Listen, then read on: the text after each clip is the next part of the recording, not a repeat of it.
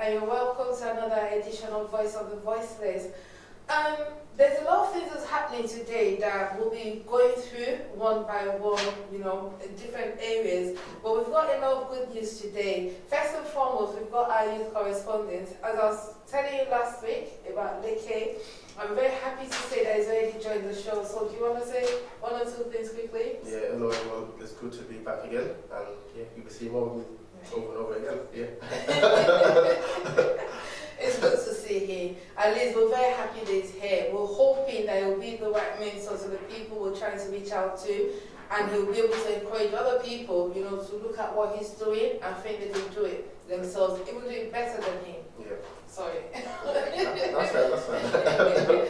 Yeah, we've got two very special ladies here with us as well. You don't know how happy I am that they're here, because when they've heard about these things that's happening, they've been doing everything they could as well to help us combat the gang violence that's happening amongst the youths. And when you speak to them, you'll be able to find out the reason why. But let me allow them to introduce themselves, then we can go from there. So ladies, would you like to tell the viewers who you are? Okay.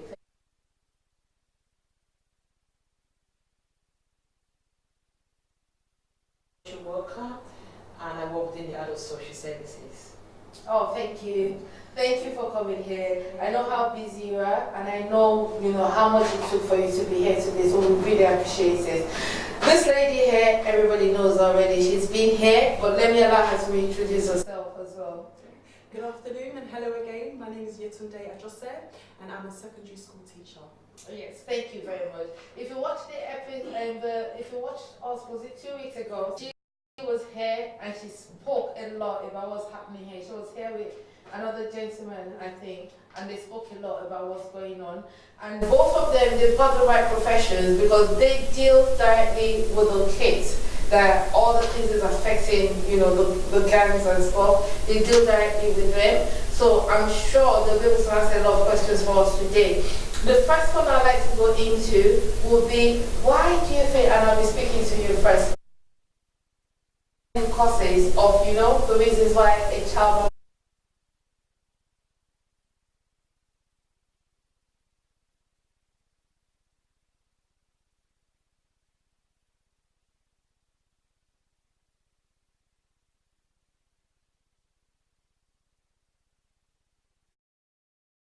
Most of the time, if you look at it critically, you will find that there's something that is not quite right within the family. I see. Yes, sometimes it could be because there's an absent father in that home, and if there is no a symbol, like someone like an authority within the family, a child may likely to go astray.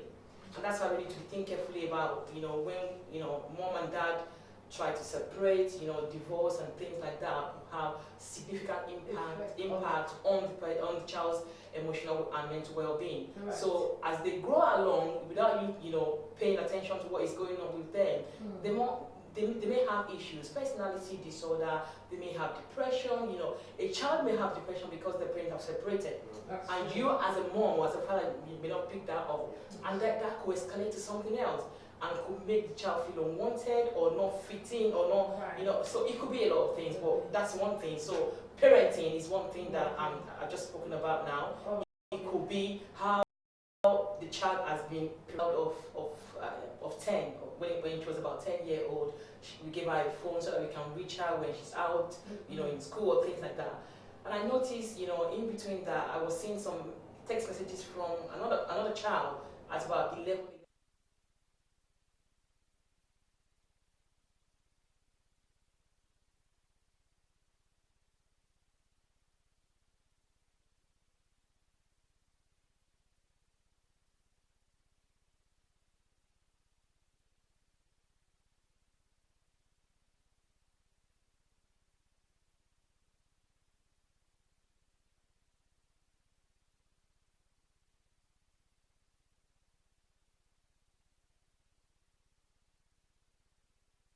anything they see around them. You know, social media generally, you know, people are presenting themselves with what they are not. You know, it could influence them. I've spoken to youth who have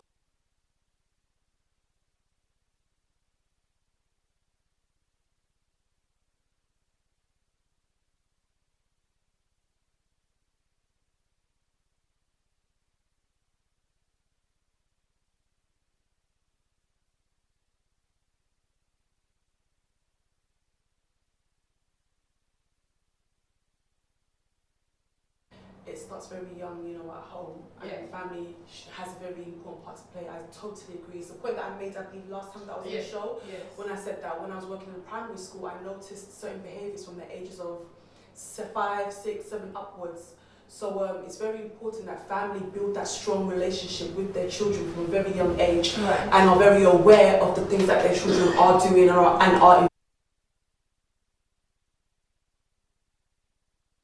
I remember, especially in primary school, the kind of conversations that you would hear them talking about, you're like, whoa, like, how old are you kids and you're already having this kind of stuff? Even the music they listen to. When I was that age, I was listening to what, Disneyland, you know, Cinderella movies. They're listening to gang music, they're listening to music that adults listen to, and they know each and every word of that music. So it's like, okay, our parents even know well the kind of music that their kids are listening to, the kind of brains, the kind of, even from clothes to fashion, from things like, oh, I've got the best trainers, or I've got this, you know, making emphasis on, oh, this is cool, or you can't have this, but I can have this because I can afford it, you know? It starts from there. So I think it's very important that families and parents are really active in their kids' lives from a very young age. I kind of agree with like what both of them said. So like both touching on basically like things like video games and like music and like it plays major part. Like they see, you know, fighting, you know, violence scene and they want to, you know, do as well. They want to, music as well. They want to, So This is always interesting to know. I'm going to kind of put a couple of things together here now, especially because of you. I know you don't know where I'm coming from now. So basically what I just wanted to talk about is, you know, where parents should accept faults, where it's needed. What do you think, and how would you be able to phrase the questions, you know, to the two ladies that are here? Or what do you think we should know from them? Sorry, say that? With parents accepting fault, because there's some parents that are out there, they're not very, how do you put it, maybe like parents having kids, something like that. So actually, parents should accept fault, and actually like you just see eye to eye like with what's going on with the kids and that. Got some parents they don't want to accept fault, and I don't think that's right. They should bring themselves down to the kids' level, and just, you know, connect with them, see what's going on, speak to them, things like that, and try to resolve whatever, you know, issue that can go on, and ask the kid what could go on and try to resolve it basically. Right. So if you have that the child is involved with social workers, for example, what do you think a social worker should be able to, I don't know how to phrase it, what are the signs that should be flashing if you're having, you know, conversation with your social worker, or you're coming from like a home that is dysfunctional? Sorry ladies, I'm just trying to, you know, put him on the spot, because these are the things he'll be doing by himself very soon. Would you like to phrase that question? Because I don't find No, that's right. You know, like if for example, like somebody comes to tell you that there's a child that you're aware of, that you know, and they display some signs, and you think that the government should be involved with it, what signs do you think, or how would you speak to someone in power? You'll be able to liaise with to be able to liaise with the child. I know we're all looking confused right now. The question's confusing. You just flip it right. I get it. Okay, so in your own way, what do you think? What was something like that? The best way to like help the child identify the problems the child has. I don't know. I think in front of the right person. I don't know. I think the first thing is just like just monitoring the child and see what the child is doing first. And I don't know, speak to the child as well to see if there's anything that they want to share or anything that they're going through that can be, I don't know, making them depressed or stressed out, stuff like that. And from there you can gain knowledge and, you know, things that happen to the child and try to help the child out from there. To be able to help them there. So if you have someone like Leke, maybe has identified the problems that somebody has, how would he be able to approach a social worker, for example, without going through like the system? Because what we're trying to do now is trying to make sure that, you know, that gap, we're here to fill the gap. So how would he be able to approach somebody to talk about, maybe if a child has safeguarding issues? I mean, from my point of view, if a child is experiencing any difficulty whatsoever, abuse from family, from anyone at all, or he's got concerns about himself in terms of mental health, I think the first point of contact is speaking to the GP. Right. If you've got access to your GP, you should be speaking to your GP and expressing how you feel, your concerns, and what you're worried about. Right. I know that a lot of people are fearful of social workers, or you can also speak to social workers. You can speak to your teacher, you can speak to your mentor in school, you can speak to, you know, the relevant adults in your life who can help you to bring about solutions to the problem you're experiencing. So for me, first point of contact, the GP, and then you can speak to other people. You can speak to other people from there. Yeah, like we're trying to train him and people like him. We just want people, I want a troubled child to be able to look at this show and be able to pick up the phone and go, please help me. So those are the things we're trying to do. And I want him to be at a stage where, without even talking to anybody, he knows the right person to speak to. So as a teacher, if somebody with safeguarding issues comes across him as well, what do you think, what are the steps he needs to take as well to be able to let the teacher know and be able to see how to seek help for such a child? I would say that I guess it depends.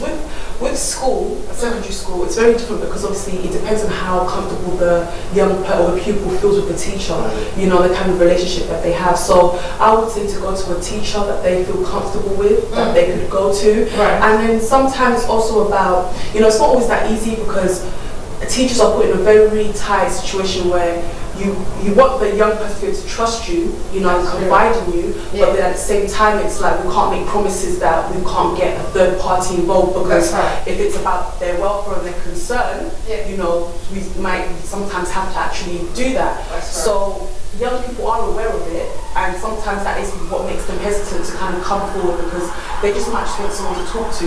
And as much as a teacher would be amazing, you know, to go to, sometimes it's a situation where they can't always make a promise and keep your secret a secret. That's true. So it's then that's why I say that, you know, for me it's a very delicate situation where I feel like, especially where if a young person feels, you know, anything, it should be their family, their parents that they should be able to go to. Like I've got a son, and I think to myself, when he's older, I would want him to be able to come to me or he's like about anything. You know, the first person you should be thinking about is my mum or my dad, if they're hurt about something or they're concerned. I know me now, even at my age, if I'm worried about anything, you know, before my husband, I would always call my mother because I have that relationship with her where I trust her so much that my mum. And I think that that's where there's a lot of issues going on where young people can't go to their families or their parents. That's true. Because I've seen a situation where there was a young lady from her mom because she was put in care. She actually ran from her mom because her mom was encouraging her to go into prostitution. And her mom actually followed her all the way. She left a town to the other. But we don't know my mom. If you did, you will know the reason why we're running. But because she didn't open up, we encouraged that relationship, and unfortunately, she fell back into prostitution as a result of that. So these are the things we're trying to avoid. So if someone like me now, 10 years later, what advice would you give me? You know, how to, when I see signs like those, you know, a woman like that the family is actually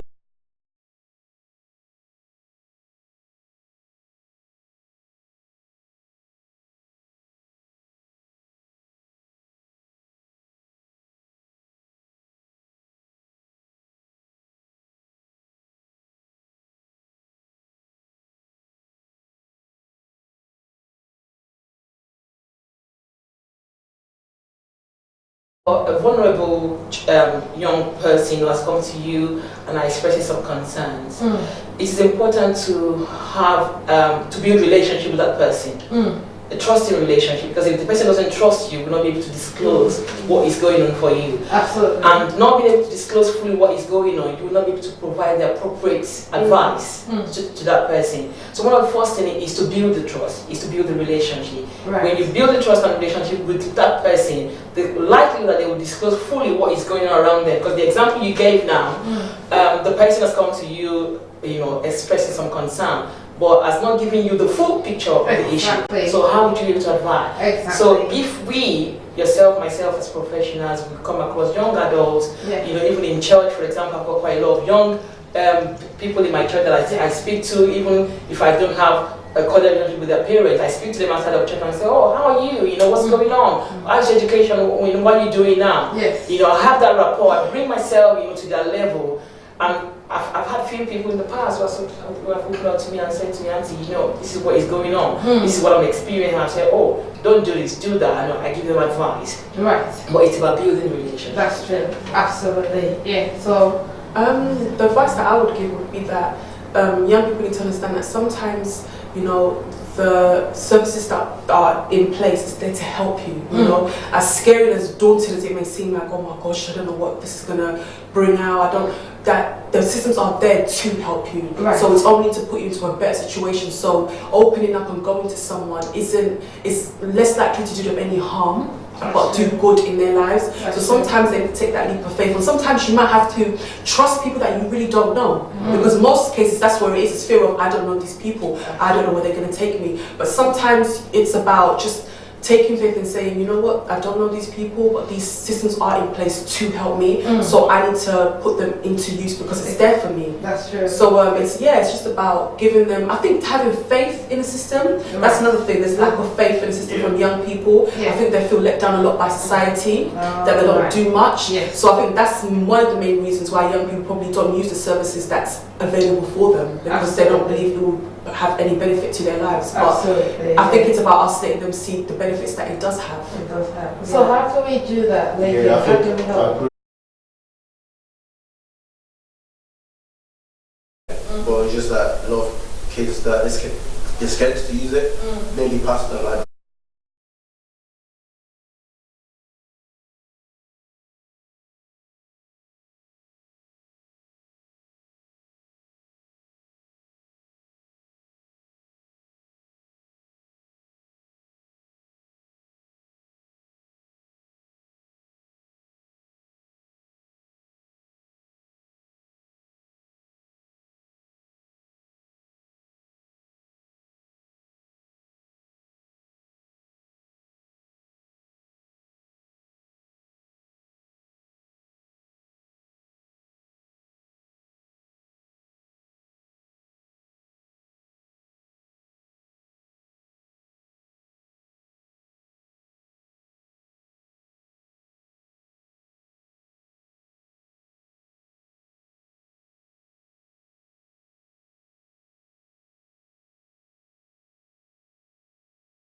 Fortunately, you guys as social workers, you're doing a fantastic job. But your job has been associated with a lot of negativity. The same goes for you, you teachers. So how does all these things, how does it affect the kids?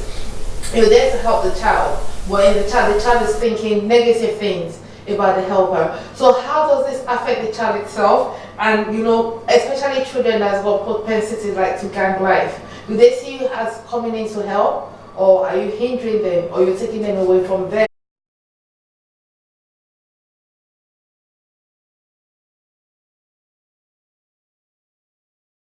Portray the social profession and say, oh, yes. The depiction of social workers, in the society is not been great, as you know. Yes. And many of the times, social workers are there to fight for justice, are there to support the child, are there to, to help in your situation and safeguard you generally. So it's about changing the culture, and that can be done, through the media, newspaper, television programs and things like that. So that needs to change first and foremost. And it's also about making it known and probably campaigning that, look, like she said, the system is there to help. Right.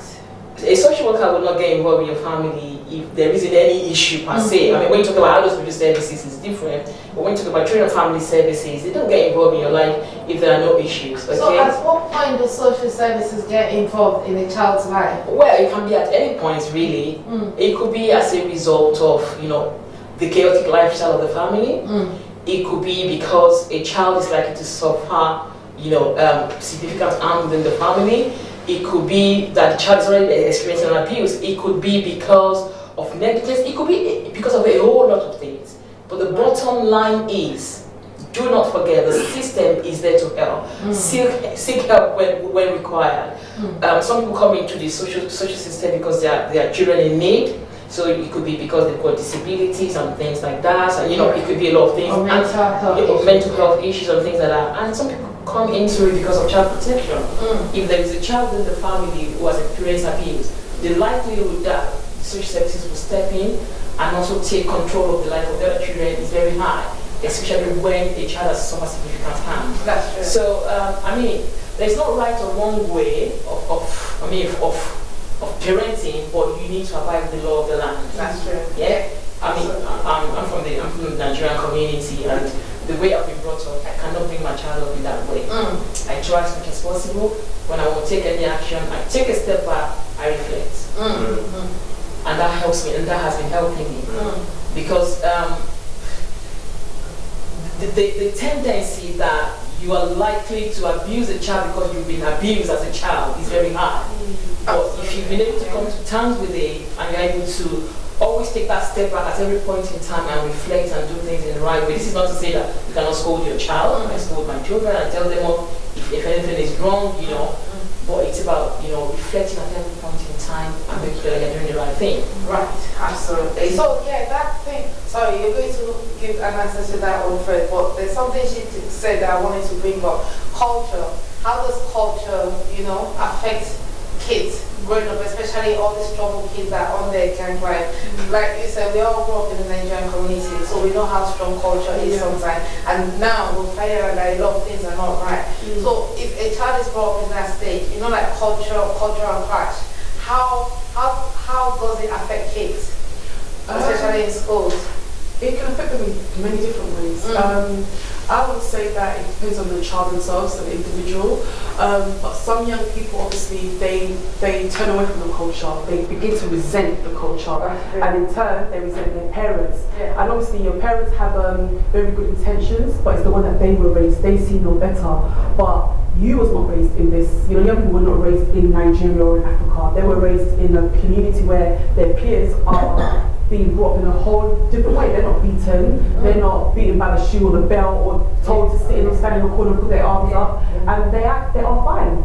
So I think it does affect them in a way where young people can start moving away from their family, where they feel that they do not belong, they feel isolated, they might feel like the black sheep, and in turn they go outside to look for that love that they do not get from their home. Because a lot of times, I would say, especially I can only speak from my experience, but from the African community, there's that thing of tough love, you know, and tough love doesn't work with every young person. Some children need that extra bit of, sensitivity, or sometimes some kids need that, sit down, let me give you a hug, let's talk about this, or what's wrong with you, let's talk about it. That's how some kids work. But some parents do not want to come to terms with that, or do not want to accept it. They believe that, it's not needed, this is the way I raised you, this is the way I was raised, and it works for me, so I'm going to teach you the same way because these values are right. But what might be right for you might not be right for the young person. Absolutely. So I've noticed that it does affect the relationship between young people and their parents,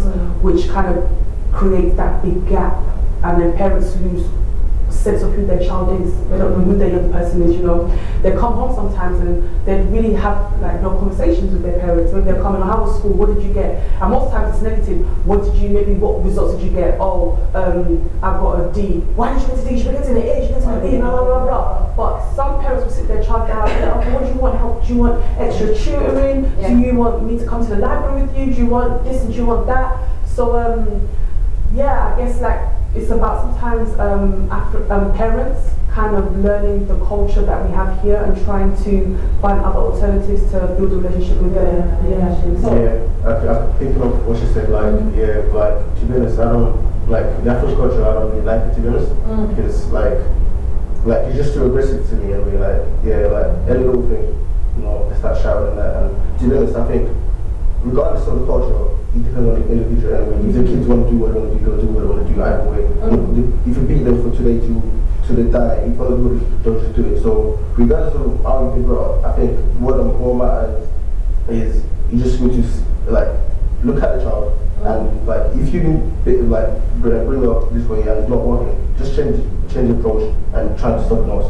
You know, bring them up and all. How can you know, especially you've got all these people out there, they're telling them my family outside, your family outside, we're talking about the gap now. How can you build that relationship with your child to make sure that to make sure that you know when the temptation comes, when the gang approaches your child, the first person they'll turn to will be you. How can you bridge that gap? I think it's like, to be honest, I'll speak for myself because when I was growing up, I was like very religious. So like, and I was also like very connected with my mom. So like, even when I was like, when I got approached by a gang and like that, one thing I was thinking about is if I get involved with getting like some like first thing I want to is things like that, you know. So that stopped me from getting involved in all this kind of thing. And also like my mom as well, like, you know, if I get with gang, someone, you know, what brutality and don't kill them, you know, what kind of impact would I have my mom that, you know, she would cry like like that. I think it's just like religion and I don't know, like the bonding that to you with your family and everything like that. Once you can speak with your family and you feel connected with your family, like why would you need family outside if your family inside and like they love you and they can love you, that kind of thing. That's how I see it anyway. That's how you see it. Well, you know, sorry, you wanted to say something. There was just one thing that I wanted to highlight that I was actually thinking about the other day when I was at home. I think positive reinforcement is very important as well, especially for young people and for families for parents to put into their children how powerful that they are as a person and you know how the sky is the limit for them. I think a lot of things that young people lack is maybe that confidence and knowing their full potential. Sometimes it's not just about getting the best grades in school, but allowing them to know who they are as especially when it comes to black people, because we like really are black people dying, but letting us know that you know black people, we're very powerful, we can achieve a lot. And I think for me, I would say it's about kind of like knowing our history. I think most times, you know, we've grown up in a society where we learn about the history of white people. You know, we learn about Henry, the kings, and what do we know about black people as a culture? That maybe we were slaves, or we look at our country, Africa, and we see that it's all poverty. So maybe we don't even see the good in ourselves. You know, because everything that we've been taught about black people is nothing great anyway. So all we see on TV is gangs, crimes, prison, drunk. So to us, maybe that's the only opportunity out there for us black people. But no, there's a lot of great things that black people have done. You know, inventions, inventing the light bulb. So many things that black people have done and it's been a part of society in the Western culture that we don't even know ourselves. So we don't know how to teach our children. Well, do you think this should be reflected in the educational system that we have now? It would be great if it could be. It should be, but to be honest, the reality is it's not going to. But the information out there is for us. Why do we need to wait on somebody else to teach our children? That's true. You know, there are Saturday schools that we can put our kids into where they will go and learn about the history of black kings, you know, black inventors, black billionaires and millionaires. Why don't we research it and teach our children that this is where you come from and this is where you can be as well? Well, it's like, in order to be talking about, are they free or you have to pay? Some of them mostly you have to pay, but then I feel like it's worth it. You know? The thing is, like, if it, like, not all parents have the money to do that, and not all of kids like have the money to, you know, send to school. So for people that don't learn it and they go the money or parents, they're gonna go back to, you know, like, no. Can I just say something? I want to have something to what she's spoken about. And what I have noticed within the black community, especially the Nigerian community, is a lot of us, we have what I call great dissatisfaction for our own culture. So I come across people who say, my children don't eat German, my children don't eat African food, my children don't speak Yoruba. Why would you not speak Yoruba to your child? Why would you not speak Igbo to your child? If you look at the Indians, for example, Indian girls, as far back as 2011 that I can remember, they outperform every other ethnic minority group in terms of their education. and they speak, a lot of the young girls, they speak the native language, isn't it? I don't know if you come across, but I've seen quite a lot of them. So the problem really, again, goes back to the parent. It's not to blame us, but this is just reinforce the fact that we need to train these children in the way that is right. If you don't speak your language to your child, how will the person understand? And before you know it, the child completely disidentified with that culture and trying to find solutions somewhere else. So again, charity begins at home. Beautiful. Wow, fantastic. Good morning, good afternoon, good evening, wherever you are. Do you want to say something? No, I was just going to say that, like, if the child wants to be connected with the culture anyway, so, like, and you're trying to build the child with that culture, like, it doesn't really correlate, like, they only understand the culture. Okay, so now, when we're talking about these cultures, do we have to sit down and educate them? Because, like I said, we don't have the law. How can you now give, that impact? Because looking at you, obviously, you spend most of your adults life here, and we all know that culturally you're very sound. So how can we impact such things? I don't know, like, to be honest, like, every Sunday with my family, we just sit down and watch Yoruba movie, eat a lot of Nigerian food. I don't know, like, she always, I don't know, tell us to speak in a language. Always, like, speaking language, if you don't understand something, I would always say it wrongly. They'll correct us and channel, you know what I'm saying? So it's like, it was fun, like, trying to, everything like that. But some parents, they don't really have time for that. Or even the elders, I'll say, what you're doing, like, no, I don't, just say English, I don't want to be like the other, like, we all bad people, stuff like that, But yeah, like, I just think the family should come together and do cultural things. And building on that, what do judging from your profession, I know we're trying to put you in a box that you're not really in, but you've got more experience than, us here when we're talking about social work. So judging from what you said, what do you think about that? For me, again, it's about investing our time in our children, spending time with them, building a relationship with them, giving them the space to express themselves. We don't listen enough. We do not listen enough, and this is, I'm not saying this because I'm a social worker. I'm saying this because I know that we don't listen enough. We are always right. African parents are always right, and you don't give the child a voice to speak. And if you're not listening to by you, they will tell somebody else. Of course, absolutely. And that's the end of it. What would you say to that? I totally agree. Investing the time, doing things like reading books, you get Black history books for kids, small things like that, taking them to Black history museums.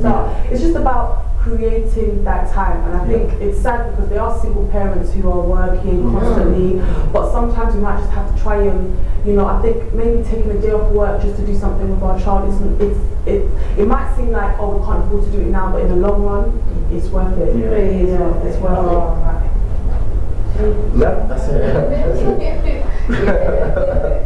This has been very interesting. Like we said before, this is Licky's first time on the show. Hopefully very soon he'll be able to take over fully, or even get his own show, because this is what we're trying to do now. We're trying to train the kids, we're trying to train the youth. We have decided, if we're not happy with the way they're being trained, so we have decided to do something about this. Maybe later on I'll be able to show you where our training area is. It's quite huge. So we are starting the training program immediately. So if you know anybody that is interested, please do send them to us. We've got 2 ladies there that are happy to help us. So they don't know, and they'll be ladies who will leave very soon. You know me and my surprises on TV and air. So yeah, you're welcome, to come and join us as well.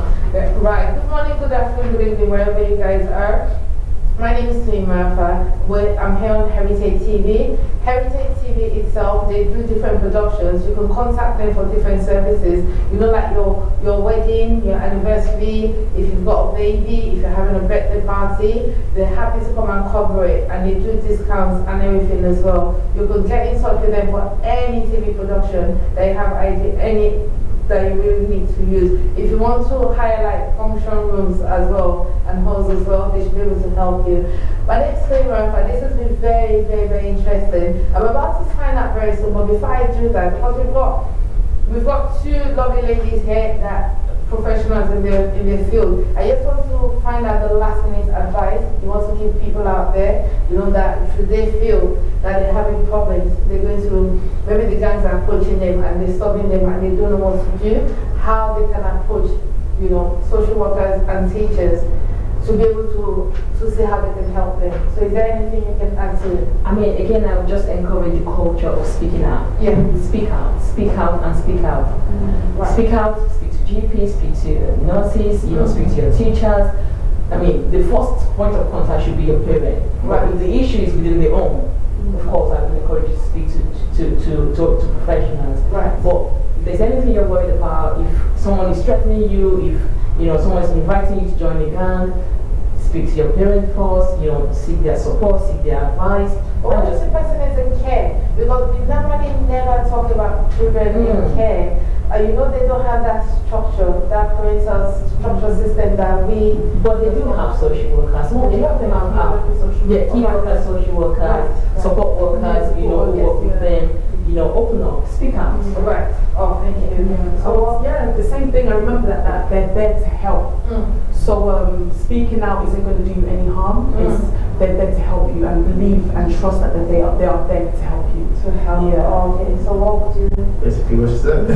What she said, just open up and try to trust them. and speak out? Yeah. And very soon we'll be giving out the phone numbers as well for this show. So, if you have any problems, if you feel you can't speak to me or any one of these ladies here, we'll still be able to get in touch with Lady. We'll be giving out all the information. Please get in touch with us. We'll try and get the right people for you to be able to liaise with. My name is Marafa once again. Thank you guys very much for coming today. We'll be seeing a lot more of you. You can count on that. I'm not even asking.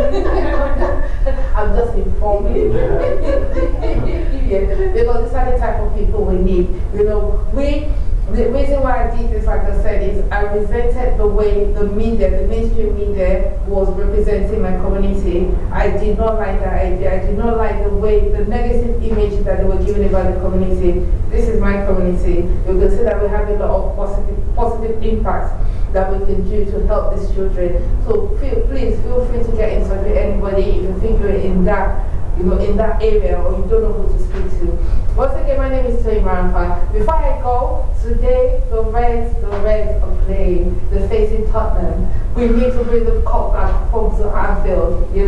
I'm rooting for my team here, and I know everybody out there is helping me to root for Liverpool. The cup's coming home here, people. Thank you, and you have a wonderful afternoon. Thank you. Bye bye.